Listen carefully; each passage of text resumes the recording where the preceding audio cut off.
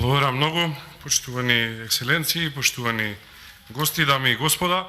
Би сакал да се заблагодарам за можноста да можам да се обратам и во име на Националниот совет и во свое лично име. Како што беше кажано, Националниот совет е едно исклучително значајно тело во европскиот процес, односно во интеграцијата на Македонија во Европската унија, представува едно тело кое што ги обединува и власта и опозицијата во собранието, но исто така и различните општествени чинители. Тука се представници секако на владата, тука е кабинетот на претседателот на државата, но тука се исто така и стопанските комори, синдикатите, тука е граѓанскиот сектор, секако тука се верските заедници, тука е Македонската академија на науки и уметности, значи еден широк опсег на сите оние кои што значат нешто во општеството.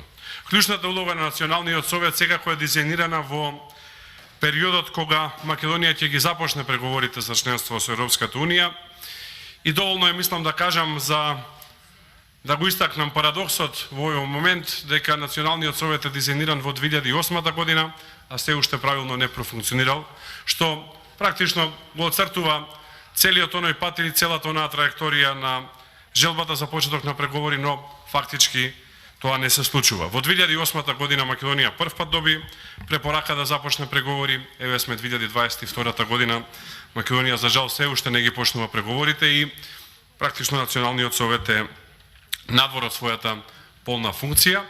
Она што е добро е што секогаш го води опозицијата и на тој начин може да се создава еден поголем консензус, така што се надевам дека во скоро време ќе може Националниот совет да профункционира целосно, дали додека јас председавам со истиот или додека некои други ќе председаваат со него.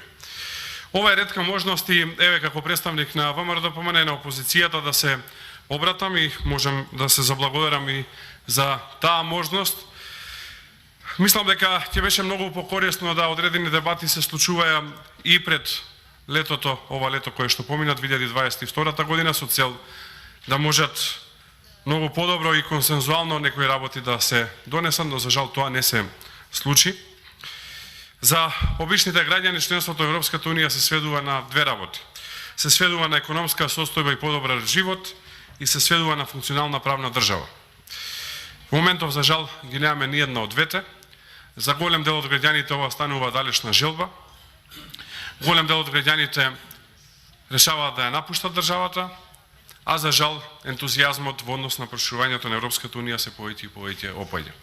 Се уште е висок, се уште значаен дел од граѓаните веруваат дека Македонија еден ден ќе стане членка на Европската унија, но тоа е далеку помало од она што беше во минатото. Што е веројатно обострана одговорност и на Македонија, но исто така и на Европската унија. Мислам дека се потребни посилни сигнали за целиот регион и во таа насока морам да кажам дека не звучат охрабрувачки кога ќе се случнат високи представници на земји членки на Европската унија кои што кажуваат дека е толку со проширувањето, дека Западниот Балкан нема перспектива или дека прво треба Европската унија да се реформира, па после тоа да се размислува за проширување.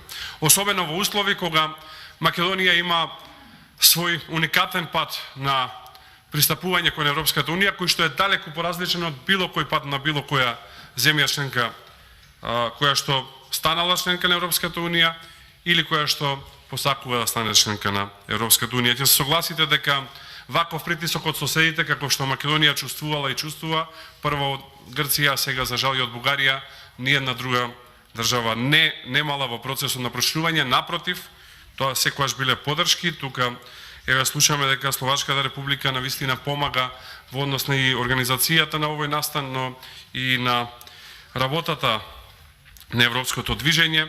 Тоа е еден добар пример од Централна Европа, каде што државите се поддржуваја помеѓу себе за членство во Европската унија. Ако сакате, бевме и во иста заедница во минатото со Словенија, може да се види нејзиниот пример, каде што нејзините соседи силно ја поддржаа за членство во Европската унија, што за жал не е случај со Македонија. Кога ќе и погледнеме работите дома, она што најмногу ми пречи е обојувањето црно и бело, односно користењето на процесот на европски интеграции за внатрепартиска политика, па можеме често да слушнеме дека едни се про-ЕУ, други се анти-ЕУ, едни се прозападни, други се антизападни, што мислам дека е злоупотреба на целиот овој процес, затоа што помеѓу главните политички партии во Македонија апсолутно не постојат разлики и постои консензус по однос на проширувањето на Европската Унија. Не постои посериозна политичка партија во Македонија која што е против членство на Македонија во Европската Унија и затоа мислам дека тој дискурс треба да се трне надвор од дневната политика. Во таа насока мислам дека не е било кој политичар многу проеу, доколку во исто време, но дека од една страна се зборува за европски интеграција, од друга страна се руши системот, корупцијата расте и нема функционално владење на правото и функционална држава. Не мислам дека проеуоди во исто време со прокорупција и ако ми дозволите, корупцијата се спушти на најниско можно ниво. Сега веќе не зборуваме само за корупција на високо ниво и високо профилирана корупција. Корупцијата, за жал, ја има во секој сегмент на општеството.